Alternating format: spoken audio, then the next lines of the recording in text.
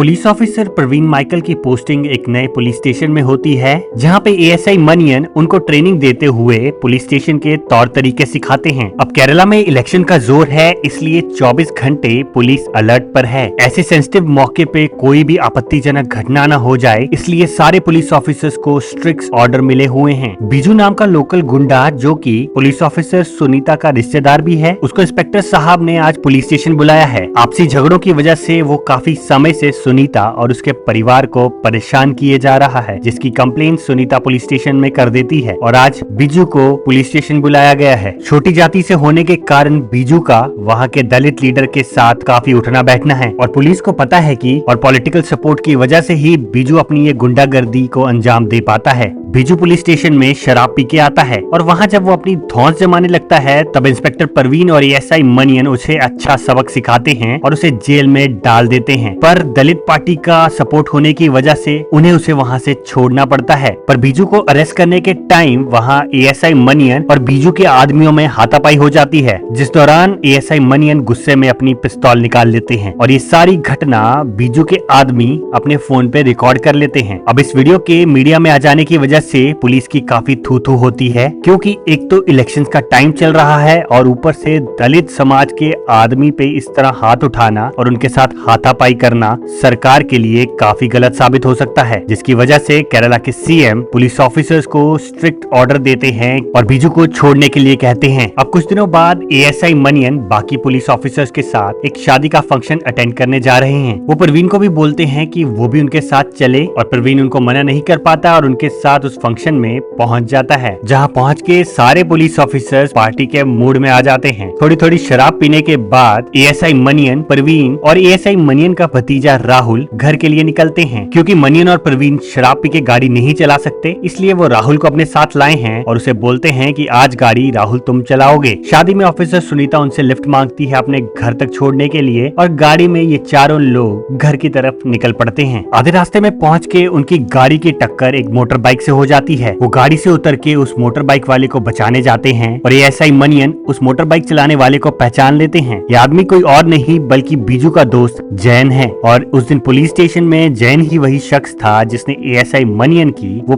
पिस्तौल वाली video shoot की थी। मनियन प्रवीण को बोलता है कि हमें यहाँ से निकलना चाहिए, क्योंकि अभी जैसे हालात हैं जैन के साथ हमें अगर किसी ने देख लिया तो इस एक्सीडेंट का इल्जाम हम पे आएगा और हम काफी प्रॉब्लम में फंस जाएंगे। पर प्रवीण उसे बोलता है कि सर ये अभी भी सांस ले रहा है, हमें इसे बचाना चाहिए। मनियन उसकी बात मान लेता है और वो लोग उसे हॉस्पिटल लेके चलते हैं। इतने में मनियन का भतीजा राहुल वहाँ से डर के भाग जाता है। अब प्रवीण गाड़ी चला के जैन को हॉस्पिटल पहुँचाता है। हॉस्पिटल पहुँचने पर उन तीनों को पता चलता है कि जैन तो मर चुका है। ये सुन के तीनों घबरा जाते हैं, क्योंकि अब उन्हें पता है कि वो कितनी बड़ी प्रॉब्लम में फंस चुके हैं। उनकी इस बात पे कोई यकीन नहीं करेगा कि राहुल गाड़ी चला रहा था और ये एक्सीडेंट उन्होंने जानबूझ के नहीं किया। सब यही समझेंगे क्योंकि जैन ने उस दिन वो वीडियो रिकॉर्ड किया था, जिसका बदला लेने के लिए इंस्पेक्टर मनियन ने उसे एक्सीडेंट में मार दिया और अब अपने आप को बचाने के लिए वो राहुल का नाम ले रहे हैं। हॉस्पिटल से निकल के वो सीधा अपने सीनियर इंस्पेक्टर के पास पुलिस स्टेशन पहुंचते हैं और उन्हें सारा मामला समझाते हैं। सीनियर इंस्पेक्टर उन्हें यकीन दिलाते हैं कि मैं तुम्हें बचा लूंगा, तुम लोग चिंता मत करो। पर अभी ये खबर जंगल की आग की तरह पूरी केरला में फैल चुकी है, क्योंकि एक दलित समाज के लड़के की मौत हुई है, इसलिए मामला ज्यादा गर्म हो चुका है। अब सरकार को डर है कि इस मामले की वजह से लोगों के मन में सरकार के लिए कहीं गुस्सा ना भर जाए और सारे के सारे दलित वोट उनसे छीन ना जाएं। इसलिए सीएम फैसला करते हैं कि उन तीनों पुलिस अफसर को पकड़ के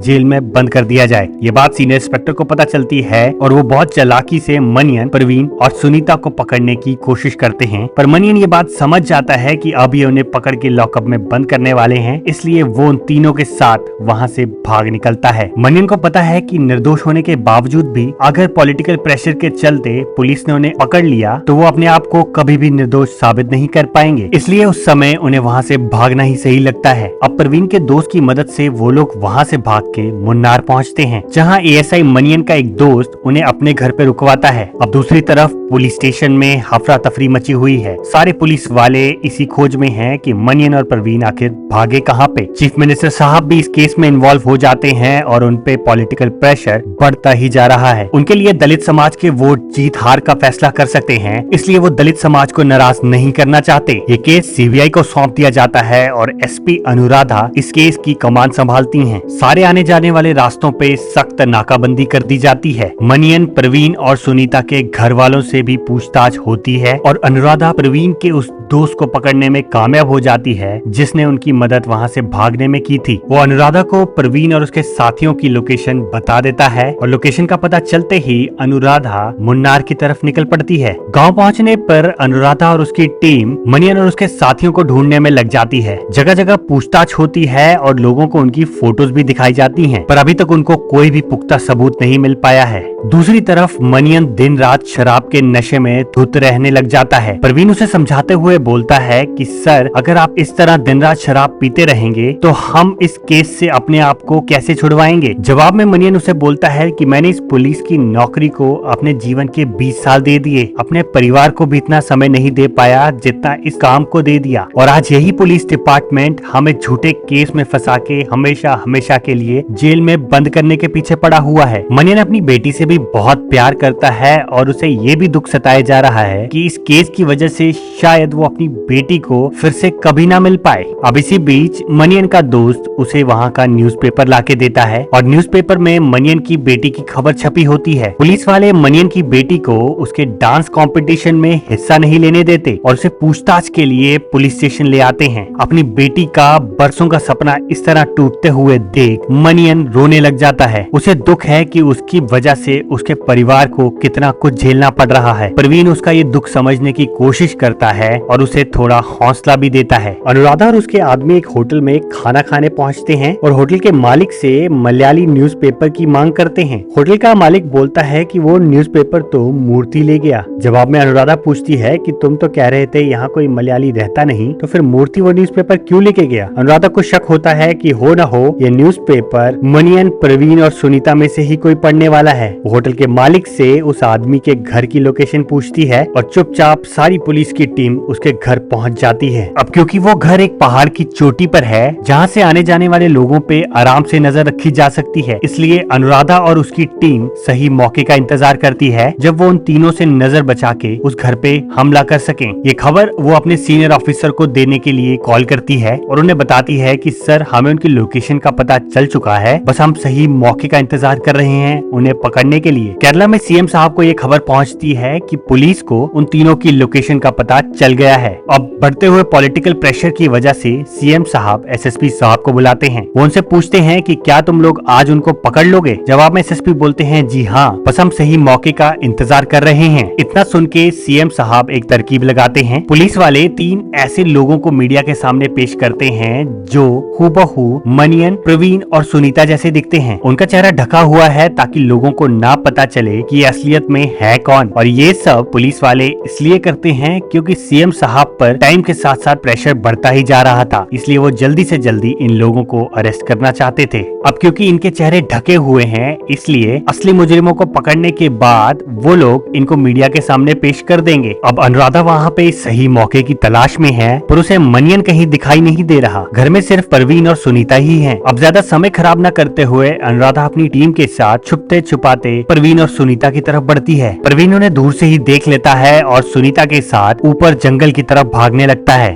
रास्ते में वो चिल्ला चिल्ला के मनियन सर को भी ढूंढने लगते हैं। थोड़ी दूर भागने पे सुनीता को मनियन की लाश दिखाई देती है। डर के मारे उसकी आंखें फटी की फटी रह जाती हैं। मनियन ने अपने आप को फांसी लगा ली थी। पुलिस वाले भी वहाँ पहुँच जाते हैं और मनियन की लाश को देख के वो भी हैरान हो जाते हैं। अब ये खबर अनुराधा अपने सीनियर इंस्पेक्टर को देती है। सीनियर ऑफिसर उसे बताते हैं कि ऐसा कैसे हो सकता है, हमने यहाँ पे नकली 3 लोगों को अरेस्ट कर लिया है और अगर अब ऐसे एक आदमी की मौत हो जाएगी तो हम मीडिया को क्या जवाब देंगे। मरने से पहले मनियन अपनी वीडियो रिकॉर्ड करके अपने एक फोन में छोड़ जाते हैं। वो फोन उनकी लाश के पास पड़ा होता है जिसे प्रवीण उठा लेता है। वीडियो में मनियन बताने लग जाते हैं कि आखिर वो फांसी क्यों ले रहे हैं। वो सब सच सच बताने लगते हैं। मनियन बोलते हैं कि उस दिन गाड़ी राहुल चला रहा था और उन्हें इस केस में झूठा फंसाया जा रहा है। पॉलिटिकल प्रेशर और दलित वोटों के लिए पुलिस और सीएम साहब मिल चुके हैं और इन सब की वजह से मेरे परिवार को भी बहुत परेशानियां हो रही हैं। मैं नहीं चाहता कि मेरी बेटी को एक मर्डर का पिता कहते हुए पूरी जिंदगी बितानी पड़े, और इसीलिए मैं ये वीडियो बना रहा हूँ क्योंकि इस वीडियो से मेरी, सुनीता और प्रवीण की बेगुनाही साबित होगी। पर पुलिस वालों को फोन के बारे में पता चल जाता है और वो प्रवीण से